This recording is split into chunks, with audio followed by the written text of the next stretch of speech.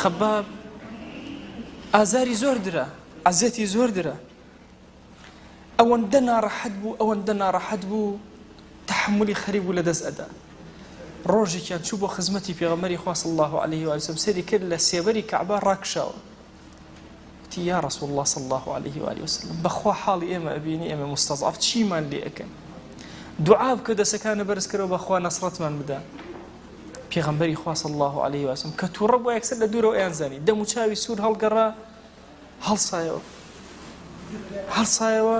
خەبابە فەرمی هەستم کرد پێغەمبەری خوا صلی الله عليه وسلم زۆر تووڕەیە، فەرمووی ئەی خەباب ئەوە تۆ باسی چی ئەەکەی؟ ئەوانەی پێش ئێوە مشارێکی ئاسنیان ئەهێنا بەلاشەیانە دەمارەکان و ئێسقانەکان و گۆشتەکەیان لە یەک جیا ئەکردەوە پێی کەچی سەبریان ئەگرت و ئارامیان ئەگرت.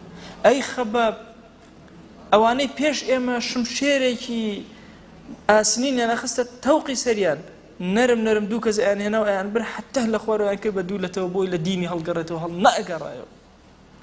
والله ئێوە پەلە ئەکەن ئەی خەباب قەسەم بەخوا ڕۆژێک گێت لە حەضرەمەوتەوە بۆ سەنعا لە شامەوە بۆ یەمەن، والله ئێوە لەو ڕۆژە ئەگەڕێن لە هیچ کەسێ ناترسن لە غەیری خوا و لە گورگ نەبێ، لەوە چێ بترسن لە هەوامی زەوی زەفەرتان پێبێنێ.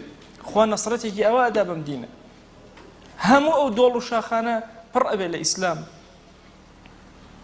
ئەفەرمێ خەباب قەت پێغەمبەری خوام صلی الله عليه وسلم وان نبینی ئەوەندە عاجز بێ ئەوەندە تووڕە بێ. من کاتی ئەمە شەدەم ئەخوێندەوە بیرم ئەکردەوە باشە پێغەمبەری خوا صلی الله عليه وسلم ئەم گەنجە جوانە 18 ساڵە دڵ شکاوە، ئەم ناڕەحەت و ماندووە، ئەم عەزاب دراوە، چۆن وا لێی تووڕە ئەبێ؟ ئاخر ئەزانێ ئەمانە قائیدی ئومەتن، ئەمانە ئەگەر ئەم ناڕەحەتیە نەبینن نابنە بەردی بناغە بۆ هەستانەوەی ئومەت.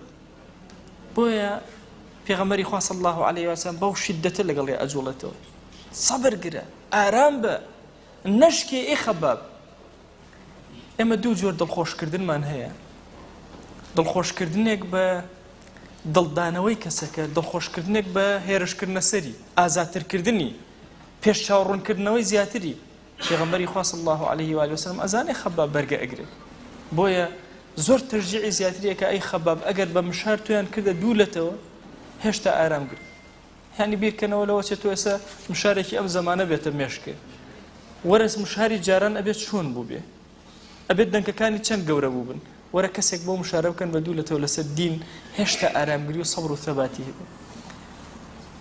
پێغەمبەری خوا صلی الله عليه وسلم بەم کەلیماتانە ڕؤیایەکی نوێی لە خەباب کردەوە. ئەی خەباب ئەم ئومەتی ئیسلامیە سەرەکەوێ، دین عەظیم گەورە ئەبێ، تەحەمولت هەبێ، سەبرت هەبێ، ئارامت هەبێ.